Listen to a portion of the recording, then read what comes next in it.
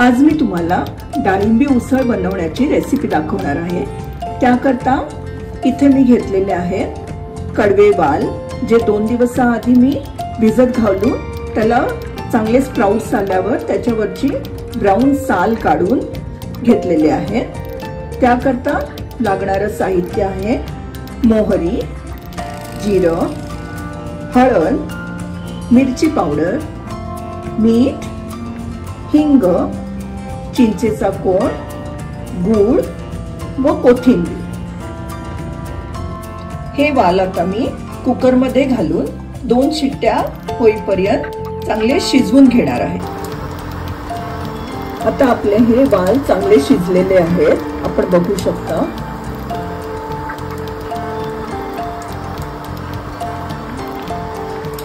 आता आपण पॅन मध्ये तेल गरम केलेलं आहे, ते छान तापलेलं आहे। त्यात आपण 2 चमचे मोहरी घालणार आहोत। त्यानंतर 1 चमचा जिरं। मोहरी व जिरं चांगलं तडतडल्यावर त्यात थोडं हिंग घालूया व त्यात आता मी थोडी कोथिंबीर घालणार आहे।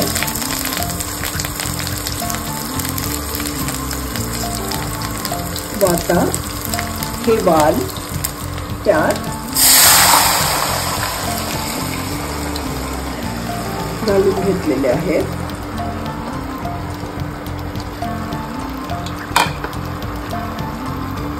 त्यात आता अर्धा चमचा हळद, 2 चमचे मिरची पूड, 2 चमचे मीठ,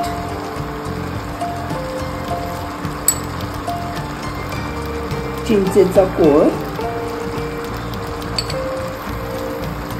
व गूळ घालून सगळं एकजीव करणार आहोत।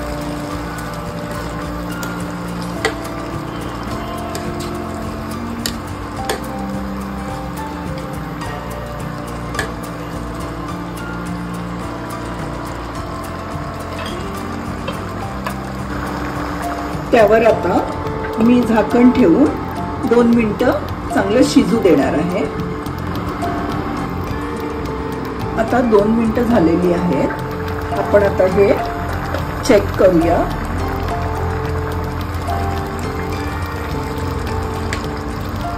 आपली डाळिंबी उसळ आता झालेली आहे। त्यात आपण 1 वाटी खोबरं घालणार आहोत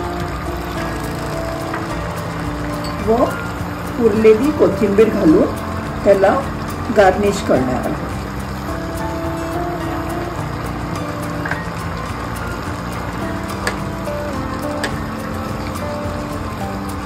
आता ही आपली डाळिंबी उसळ एका सर्विंग बाउल मध्ये काढून घेणार आहोत। आपली ही डाळिंबी उसळ आता आपण सर्विंग बाउल मध्ये काढून घेतली आहे। ती तुम्ही भाकरी बरोबर किंवा भाता बरोबर सर्व करू शकता।